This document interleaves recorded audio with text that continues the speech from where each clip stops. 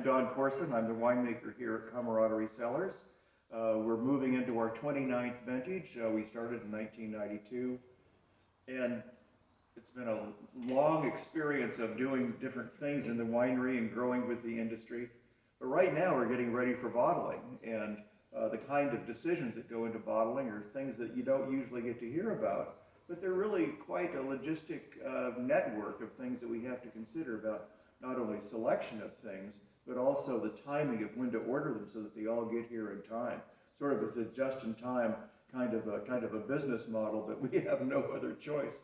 One of the things that you may not know is that our foils are from Austria. They're beautifully made, beautifully crafted by folks there, and it's a custom label, custom foil. And one of the things that we've had on all of our foils for years is our motto: the best things in life are meant to be shared. So take a look at that every time you take one of our bottles home, and hopefully enjoy it with friends.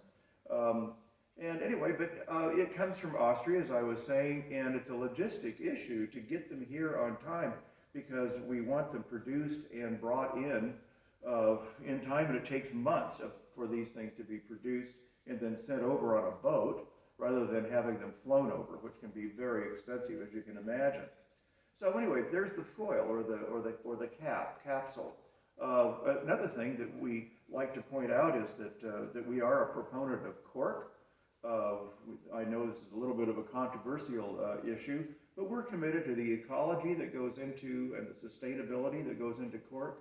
The tree is harvested every 9 years for a nice thick layer of cork. It's about that thick, as a matter of fact. Every 9 years it's harvested and then grows back in 9 years. The tree lives for well over 200 years. And these come from Portugal. We brought this back from Portugal.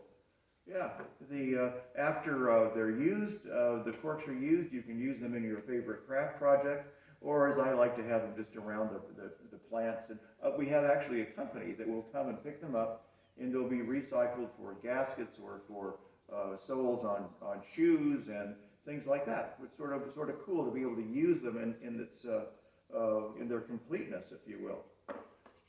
One of the biggest decisions is in the kind of bottles that we use. You'd think that a bottle's a bottle, and they just aren't. Not only do they change in color, even for a white wine, it could be maybe off-white, or they call it an antique sometimes. That's one thing. The color is one thing. The shape is obviously a different kind of a thing. This is a traditional Bordeaux style bottle shape. But even with that, how long is the neck? How wide is the neck? The kind of shoulders that are here, is the bottle tapered or not? That's all related then to how the labels are produced so that they can go on without any wrinkling or any other kind of thing like that. The best example right now that we have is what we're doing to choose the right bottle for our reserve Syrah from the La Tendre Vineyard. Here are samples that we're using that we've just got, as a matter of fact, 2 days ago. And they nicely have the kind of variances of these different bottles. They look similar, but when you start looking at them carefully, you can see that the necks are a little bit different, the shoulders are a little different, a little bit more sloped like this. It feels really good, nice and smooth, and there's a quality issue there that goes along with it. This bottle, as an example, is 660 grams. It's over a pound. This one is a little bit less, it's my recollection. Yes, 600 grams.